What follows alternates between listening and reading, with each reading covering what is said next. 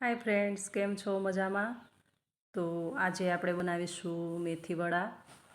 તો મેથી વડા બનાવવા માટેની આપણે થોડી ઇન્ગ્રીડિયન્ટ્સ જોઈ લઈએ.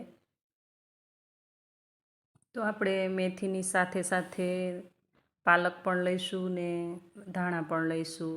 તો મેથી, પાલક ને ધાણાથી આપણે મેથી વડા બનાવીશું ને એકદમ સરસ એવા ટેસ્ટી મેથી વડા બનીને તૈયાર થશે. તો મેથી વડા બનાવવા માટે આપણે પાલક લઈ લઈશું ને એકદમ ધોઈને સાફ કરી લઈશું ને આ રીતે બારીક બારીક કટ કરી લઈશું. મેથી હોય, પાલક હોય કે પછી લીલા ધાણા, દેશી ધાણા હોય, એ બધું શિયાળામાં ખૂબ જ સસ્તું મળતું હોય છે અને શિયાળામાં ખાવાની પણ વધારે મજા આવે છે. તો પાલક હિમોગ્લોબિન પણ વધારે છે, એના માટે પાલક ખાવું જરૂરી છે. તો આજે આપણે પાલક પણ એડ કરીશું ને મેથી વડા બનાવી લઈશું. તો બારીક બારીક આ રીતે કટ લગાવી લઈશું. અહીંયા મેથી પણ મેં 250 ગ્રામ લીધેલી છે ને સેમ ક્વોન્ટિટી ધાણા પણ છે ને પાલક પણ છે. સેમ ક્વોન્ટિટીમાં આપણે પાલક લઈશું, ધાણા લઈશું ને મેથી લઈશું. તો મેથી વડા બનાવવા માટે જો પાલક અને ધાણા એ પણ સપ્રમાણ, એટલે કે જેટલું મેથી છે એટલું જ પાલક ને ધાણા એડ કરવામાં આવે તો મેથી વડા ખૂબ જ સરસ બને છે. તો આપણે બરાબર માત્રામાં લઈ લીધેલું છે ને હવે આમાં આપણે થોડા મસાલા એડ કરી દઈશું. મિત્રો, જો મેથીવડા એકદમ લીલવણી હોય, એટલે કે એકદમ લીલા લીલા હોય ને ફૂલેલા ફૂલેલા હોય તો ખાવાની મજા આવે છે. બાકી વધારે પડતો બેસન એડ કરવાથી જો લીલવણી ભજીયા તમારા નહીં બને તો ખાવામાં બિલકુલ ચાલતા નથી. અને આ જે ભજીયા બને છે એ એકદમ ખાવામાં મજા આવે છે. આ રીતે આદું, મરચાં અને લસણની પેસ્ટ લીધેલી છે, એ આપણે ફૂલ 1 ચમચી ભરીને એડ કરી દઈશું. અહીંયા મેં આ ગાયછાપ બેસન લીધેલો છે. તમારે ત્યાં જો તમારા ઘરનો જ બેસન હોય તો તે પણ ચાલે, પણ આમાં બનાવવાથી ખૂબ જ સરસ બને છે. તો આ મોટો એક વાટકો ભરીને આપણે આ બેસનને એડ કરી દઈશું. બેસનનું પ્રમાણ અહીંયા ઓછું રહેશે, કારણ કે આપણે આ ભજીયા લીલવણી બનાવીશું એટલે જરૂર પ્રમાણે બેસન એડ કરવો. એવી જ રીતે 1 ચમચી નમક એડ કર્યું છે. બધું બરાબર મિક્સ કરી લઈશું. અહીંયા જે વાટકો ભરીને આપણે બેસન લીધેલો હતો એ જ વાટકો ભરીને આપણે પાણી એડ કરીશું.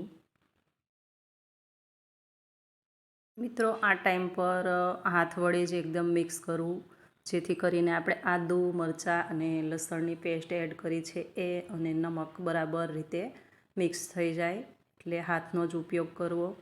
અને જેમ જોઈએ તેમ આપણે થોડો થોડો બેસન એડ કરતા જઈશું અને એકદમ ગ્રીનરી આ બેટર બનાવી લઈશું. ઉપરથી બીજો અડધો વાટકો મેં બેસન એડ કર્યો છે. સાઈડ પર આપણે થોડું તેલ પણ ગરમ કરી લઈશું. હવે આ ટાઈમ પર જ્યારે બધું જ તૈયાર હોય, તેલ પણ ગરમ હોય ને બેટર પણ રેડી હોય, ત્યારે ટાટાનો જે બેકિંગ સોડા આવે છે એ અડધાથી થોડી ઉપર ચમચી આપણે એડ કરી દઈશું. બિલકુલ ડરવાની જરૂર નથી. જો આટલો સોડા તમે એડ કરશો તો તમારા આ જે મેથીના વડા છે એકદમ ફૂલીને તૈયાર થશે. ઉપરથી અડધું લીંબુનો રસ આમાં એડ કરી દઈશું ને આ સોડાને એક્ટિવેટ કરી લઈશું.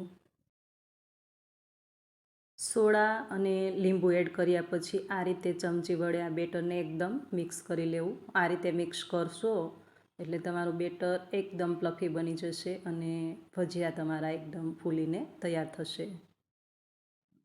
બેટર અહીંયા આ રીતનું જ આપણે ઢીલું રાખવાનું છે, જે આપણે ભજીયા પાડી શકી એ રીતનું જ બેટર આપણે જોઈએ. જોઈ શકો છો કઈ રીતનું આ બેટર છે.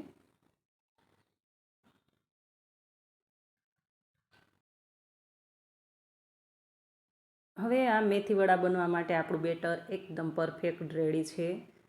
ચેક કરી લઈએ કે આપણું તેલ એકદમ જે ટેમ્પરેચર આપણે જોઈએ છે એ ટેમ્પરેચર પર છે કે નહીં.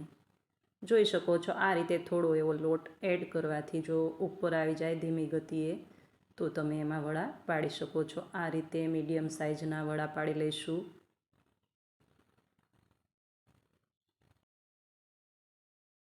મિત્રો, અહીંયા તમે જોયું જ હશે કે જ્યારે મેં વડા પાડ્યા એ ટાઈમ પર આપણે એકદમ નાના નાના વડા પાડેલા, અને જ્યારે બનીને તૈયાર થશે ત્યારે સાઇઝ ડબલ થઈ જતી હોય છે.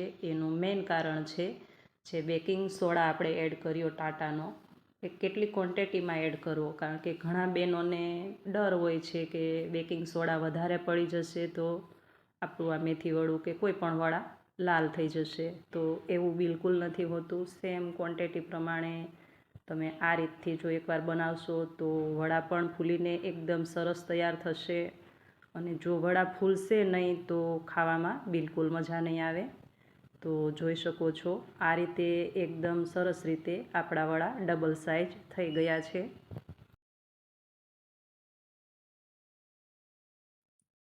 તો કુકિંગ સોડા, બેકિંગ સોડા, કોઈ પણ સોડા હોય એને કોઈ પણ રેસીપી તમે બનાવો તો ફૂલાવા માટેનું એનું કામ હોય છે. તો સમ પ્રમાણમાં બરાબર રીતે જો એક્ટિવ કરવામાં આવે તો વડા એકદમ સરસ આ જ રીતે તમારા પણ ફૂલીને તૈયાર થશે. અને ફૂલેલા વડા ખાશો તો વધારે ચાલશે. અને જો એકદમ ફૂલેલા વડા નહીં હોય ને લોટ જેવું લાગશે તો ખાવામાં બિલકુલ વધારે નહીં ચાલે અને બિલકુલ ટેસ્ટ પણ નહીં આવે. તો એકવાર આ રીતે જરૂરથી બનાવજો. અને આમાં આ ટાઈમ પર આ જ્યારે બેટર બનાવ્યું એ ટાઈમ પર તમે વરિયાળી અને અજમા પણ એડ કરી શકો, જે મેં નથી કર્યા. તમે તમારી રીતે મસાલા વધુ ઓછા ઉમેરી શકો. જોઈ શકો છો કે આપણે એકદમ નાની નાની સાઇઝના વડા મૂકી રહ્યા છીએ. અને જ્યારે આપણા વડા તૈયાર થાય છે ત્યારે એકદમ પ્લફી એવા ફૂલેલા બનીને તૈયાર થાય છે ને એકદમ લીલવણી છે. તો ખૂબ જ મજા આવે છે આ વડા ખાવાની. અને મોસ્ટ ઓફ શિયાળામાં પાલક છે, દેશી ધાણા છે અને મેથી, લીલું લસણ એ પણ સરસ એવું તાજું મળતું હોય છે ને સસ્તું પણ હોય છે. તો શિયાળામાં ખાસ કરીને આ વાનગી વધારે બનતી હોય છે. તો તૈયાર છે આપણા મેથી વડા. એક ડીશમાં પેન આઉટ કરી લઈએ ને સર્વ કરી લઈએ. સાથે ખજૂર આમલીની ચટણી છે અને છાશ સાથે આપણે સર્વ કરીશું. આ વડા મોસ્ટ ઓફ બધાના ઘરમાં બનતા હોય છે. કારણ કે ગેસ્ટ હોય કે ન હોય, વડા બધાને વધારે ભાવતા હોય છે અને ખાસ કરીને શિયાળામાં વધારે બનતા હોય છે. તો જોઈ શકો છો અંદરથી આપણા વડા એકદમ પ્લફી છે ને એકદમ ગ્રીન છે. તો ખાવાની ખૂબ જ મજા આવે છે. સાથે લીલા ઓનિયન સાથે આપણે સર્વ કર્યા છે. તો તમે પણ બનાવજો અને તમે કઈ રીતે બનાવો છો એ મને જરૂરથી જણાવજો. મારા વિડીયો જોતા રહેજો, મારી ચેનલને સબસ્ક્રાઈબ કરજો. ફરી મળીશું આવી જ એક નવી રેસીપી સાથે. ત્યાં સુધી આવજો. Thank you for watching.